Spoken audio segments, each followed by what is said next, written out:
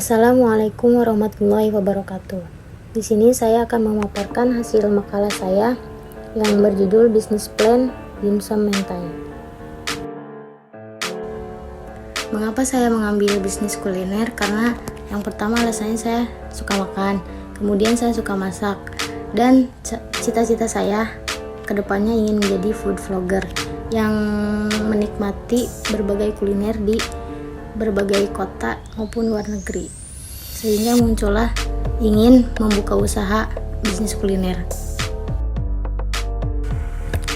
Bisa teman-teman lihat, ini profil bisnisnya, Dimsum Mentai Full Gayam, makanannya para sultan.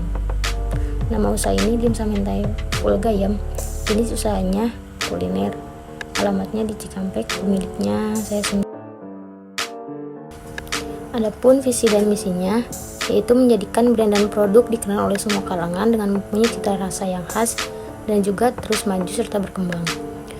Kemudian misinya yaitu selalu mengedepankan kepuasan pelanggan, misalnya pas respon dalam membahas pesanan.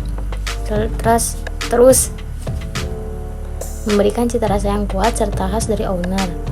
Kemudian selalu berinovasi dalam membuat produk yang baru dan rasa yang baru. Manfaat berbisnis. Dalam manfaat finansialnya yaitu usaha Dimsum Mentai ini meski harganya sedikit mahal, keuntungannya pun ada. Saya hanya ingin berbagi cita rasa yang telah saya buat agar dinikmati oleh semua kalangan. Adapun manfaat bagi pemilik yaitu dengan melihat peluang ini diharapkan usaha ini selalu berkembang dan sukses. Kemudian manfaat bagi masyarakatnya ialah dengan adanya bisnis ini bisa menjadi alternatif sehingga konsumen tidak perlu untuk pergi ke restoran yang mahal untuk memenuhi kebutuhan kuliner yang diinginkan. Strategi dalam membangun bisnis Dimsum Mentai ini bertujuan untuk menambah pengalaman dan pengetahuan saya dalam berbisnis. Usaha ini juga bisa mencukupi kebutuhan kita sehari-hari dengan memiliki jumlah pelanggan yang tetap ataupun selalu bertambah pelanggannya. Itu rencana untuk jangka pendek. Kemudian untuk rencana jangka menengahnya, usaha yang akan saya rintis ke depannya, saya ingin membuat dimsum dengan olahan tangan saya sendiri. Pastinya higienis, kemudian bisa dikemas frozen dan bisa diperjualbelikan melalui aplikasi belanja online seperti TikTok Shop maupun Shopee. Kemudian untuk rencana jangka panjang, usaha yang akan dirintis ke depannya ingin membuka kafe maupun restoran juga franchise sehingga mempunyai banyak cabang di mana-mana hingga luar kota maupun luar negeri, dan juga menjadi usaha kecil atau perusahaan besar dengan membuka lapangan pekerjaan yang nantinya memberikan peluang khususnya untuk keluarga saya maupun untuk masyarakat sekitar agar mengurangi dari banyaknya pengangguran. Selanjutnya ada analisis pasar. Yang pertama, target penjualan. Usaha ini sistemnya akan pre-order, artinya harus memesan terlebih dahulu baru akan ready. Saya akan membuka PO ini sebanyak 2 kali dalam 1 minggu agar meminimalisir dari kerugian. Dan usaha ini bertempat di rumah yang lokasinya di Jalan Stasiun Cikampek, Kampung Mekar Baru, Desa Cikampek Kota, Kecamatan Cikampek, Kabupaten Karawang, Jawa Barat. Adapun sasaran konsumen kami dalam menjalani usaha ini adalah semua kalangan yang berfokus di kalangan menengah ke atas, mulai dari yang sekolah dasar hingga orang dewasa yang sebagian besar mampu untuk membeli produk ini karena harga yang saya tawarkan juga lumayan. Dengan packaging yang aman, isi dimsumnya itu sebanyak 6 pieces. Tidak lupa dengan saus mentai yang saya buat dan dengan merogoh kantong sebesar Rp15.000. Adapun analisis operasional, yang pertama rencana produksi, yaitu dengan mengutamakan kualitas yang terbaik dengan menggunakan bahan-bahan yang premium serta halal dan higienis agar konsumen pun merasakan aman dalam mengkonsumsinya. Kemudian ada analisis pendukung. Dalam usaha ini, saya bekerja sama dengan para distributor. Selanjutnya dalam usaha ini saya membutuhkan partner yang mau membantu saya dalam menjalankan usaha ini. Adapun ini untuk biaya fixed cost, biaya tetap.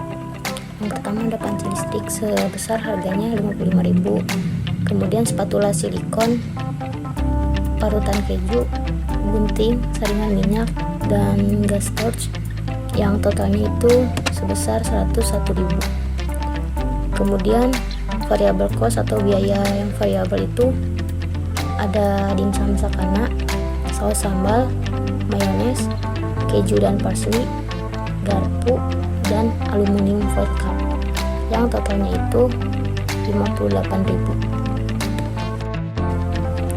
Jadi untuk modal awal pembuatan ini sebesar 58.000, tapi biaya yang dibutuhkan setiap kali pembuatan, misalnya ada orderan masuk sebesar 10 pieces dalam satu kali PO, berarti biaya yang digunakan itu sebesar 118.000, karena dalam satu pak dimsum itu berisi 20 pieces, sedangkan untuk penjualan menggunakan 6 pieces dalam satu porsi. Adapun yang lainnya bisa digunakan 2 kali PO, artinya dalam 1 minggu. Jika selanjutnya membuka PO hanya mengeluarkan biaya 63.000. Sedangkan biaya tetap itu untuk alat-alat masak semuanya menggunakan bekas atau yang ada di rumah, jika dialokasikan akan memakai biaya 101.000 yang bersifat permanen atau bisa digunakan. Target penjualan dimsum mentai ini dalam satu PO adalah 10 pieces atau 10 porsi per satu kali PO. Sedangkan saya di sini membuka 2 kali PO dalam 1 minggu. Artinya orderan yang masuk itu ada sekitar 20 porsi per minggu. Jadi 20 porsi dikali 15.000, totalnya 300.000 per minggu. Adapun keuntungannya yaitu modal mingguan sebesar 181.000. Jika dihasilkan keuntungan itu pendapatan mingguan dikurangi modal mingguan, jadi hasilnya 119.000 per minggu. Jika 1 bulan berarti dikalikan 4, jadi sekitar 476.000. Selanjutnya ada analisis SWOT. Yang pertama ada strength atau kekuatan. Kekuatannya ini pertama menarik dengan tampilan packaging karena menggunakan aluminium foil cup sehingga bisa tahan beberapa jam, artinya lebih awet. Juga aman dalam packing tahan panas. Yang kedua dengan cita rasa yang unik, perpaduan rasa pedas dan creamy. Terakhir, juga mudah dalam mempromosikan di akun sosial media. Analisis SWOT yang kedua yaitu weakness atau kelemahan, yaitu tidak tahan lama sampai berhari-hari. Kemudian mudah ditiru oleh penjual yang lain karena lumayan mudah untuk membuatnya. Terus kelemahan yang lainnya adalah harganya sedikit mahal. Lalu analisis SWOT yang ketiga yaitu opportunity ataupun peluang. Lebih mudah pemasarannya ketika ada acara ulang tahun maupun tasyakuran dan lain-lain. Yang keduanya, tidak perlu pergi ke restoran Jepang untuk merasakan kuliner dimsum mentai ini. Dengan harga yang cukup worth it, konsumen bisa memesannya melalui saya. Terakhir ada threat ataupun ancaman. Ancamannya yaitu banyak penjual yang menjual di bawah harga saya.